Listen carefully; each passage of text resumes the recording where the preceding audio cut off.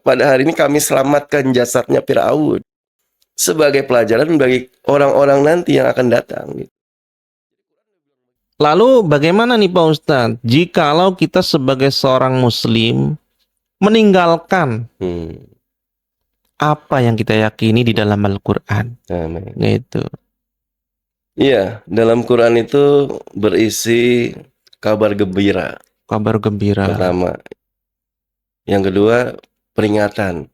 Peringatan. Kalau dikasih kabar gembira, dia tidak mau, Iya. diajak ke surga nggak mau, Iya. pasti ada peringatan. Iya, betul. Gitu kan? Dan jelas di dalam surat Az-Zukhruf, surat 43 ayat 36, ya, A'udzubillahi minasyaitonirrajim. Wa may yaksu an dzikrir rahman. Barang siapa yang berpaling dari pengajaran Ar-Rahman. Ar-Rahman itu Allah. Pengajaran Allah itu namanya Quran. Masya Allah. Artinya barang siapa yang berpaling dari Quran, maka Allah kasih apa? Kasih setan buat dia. Barang siapa yang berpaling dari pengajaran Ar-Rahman, maka baginya akan diadakan setan. Dan setan baginya sebagai korin, gitu, teman setia akrab. Jadi setan akan memberikan pendapat, masukan ke orang itu. Dan bahayanya pendapat setan itu dianggap benar. Ini kan bahaya, gitu.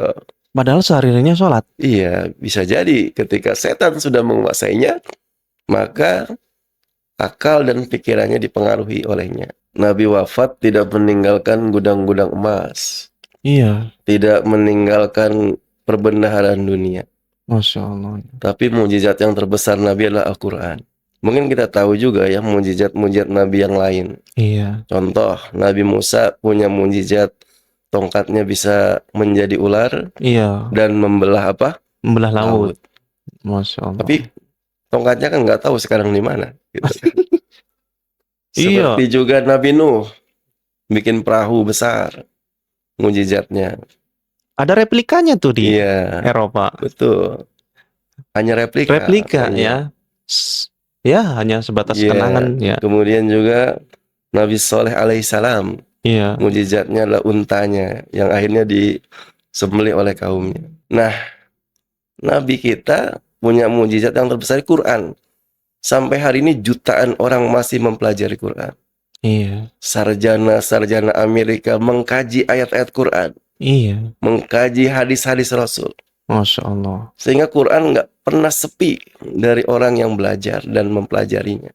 Semuanya ada dalam Quran, Pak Ustadz ya? Iya, karena Al-Quran adalah panduan yang lengkap dan sempurna.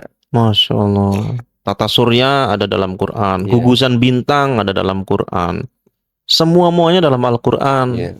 Era modern waktu itu belum ada. 1400 tahun yang lalu Al-Quran sudah menyebutkan itu. Betul. Bulan terbelah. Bahkan ada seorang peneliti dari Prancis. Iya. Namanya susah deh. Michael Busail ya. Michael Busail. Iya. Dia meneliti jasadnya Fir'aun. Meneliti jasadnya Fir'aun. Iya, jasadnya Fir'aun diteliti dengan ilmu yang dia miliki. Kenapa kok jasadnya masih tetap utuh sampai saat ini? Iya. Padahal sudah apa? Udah ribuan tahun yang lalu. Dia teliti, dia pelajari dengan kemampuan yang dia miliki. Iya, betul. Kemudian dia berasumsi, berpendapat bahwa jasad itu awet lantaran ditenggelamkan di dalam laut. Karena di dalam organ tubuhnya ditemukan garam. Kadar garam tinggi. Iya. Terus dia masih tapi itu tidak membuat dia puas. Iya. Bukan patokan sesungguhnya. Bukan. Akhirnya tanpa sengaja ya qadarullah. Iya. Dia bertemu dengan temannya seorang muslim itu menjelaskan.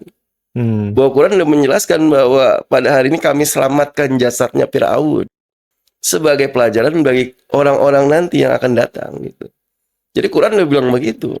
Tidak ditemukan secara ilmiah pasti gitu ya. Gitu. Dan itu penjelasan Allah ya. Iya, dengan begitu dibaca Qurannya oleh Profesor Michael Busail. Dia jadi semakin yakin kepada Quran. Akhirnya dia masuk Islam. Masya Allah. Gara-gara jasad Firaun, padahal Firaunnya kafir gitu ya. Iya. Iya. Tetapi menjadi perantara dia menjadi seorang Dapat mu'alaf hidayah. ya. Masya Iya. Allah. Iya. Agar kita semakin yakin, semakin beriman kepada Al-Quran. Bukan berarti kita ingkar terhadap Quran, Pak Ustadz. Bagaimana Pak Ustadz? Iya. Jelasnya adalah tadi kembali kita memahami ayat Quran. Karena ayat Quran itu kan ada dua ya. Iya. Ada yang qauliyah. Qauliyah. Qauliyah itu artinya kalamullah. Wahyu-wahyu Allah. Iya. Dan ada ayat-ayat itu kauniyah. Kauniyah. Apa-apa yang kita lihat di sekitar kita. Di sekitaran kita. Iya. Ketika kita melihat langit. Iya. Maha suci Allah yang menciptakan langit tanpa tiang. Nggak ada tiangnya Iya, ya? sehingga tidak ada satupun langit yang runtuh ke bumi. Masya Allah. Manusia bikin tiang-tiang rumah perlu bikin langit-langit rumah? Iya. Perlu tiang. Tadi belajar dan memahami sebagaimana yang Allah perintahkan kepada Nabi kita kan ikro gitu. Baca. Membaca. Apa yang dibaca? Yang dibaca adalah apa yang kamu lihat, apa yang kamu dengar, apa yang kamu saksikan. Apa nggak cukup Allah bikin begitu? Pernah nggak Anda membayangkan Anda sendirian naik perahu kecil di tengah samudra yang luas? Aduh, gimana rasanya? Nggak kebayang itu. Iya. Mau minta tolong sama siapa? Gitu. Iya. Mau tim SAR nggak ada di situ. Iya. Ya, dari sanalah tumbuh bahwa tidak ada yang berkuasa, tidak ada yang memberi kekuatan, tidak ada yang memberikan ilmu, kecuali dialah yang maha berilmu. Masya Allah. Dialah yang maha kuat dan dialah yang maha perkasa. Ini kan butuh sebuah pemahaman yang lurus, Pak Ustadz. Iya, betul.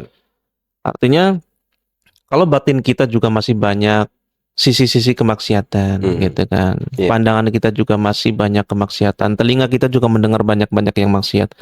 Apakah mampu memandang itu semua sebagai wujud kecintaan kita kepada Allah? Ini gimana nih Pak Ustadz nih? Saya berkaca kepada diri saya sendiri. Gitu. Maka yang paling penting juga perlu kita lakukan adalah tazkiyatun nafs. Membersihkan jiwa dan hati dari kotoran-kotoran itu gitu. Oh, subhanallah.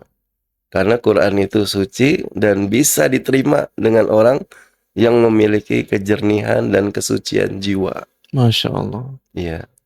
Dan kita juga sempat membaca di dalam surat Toha gitu ya. Iya.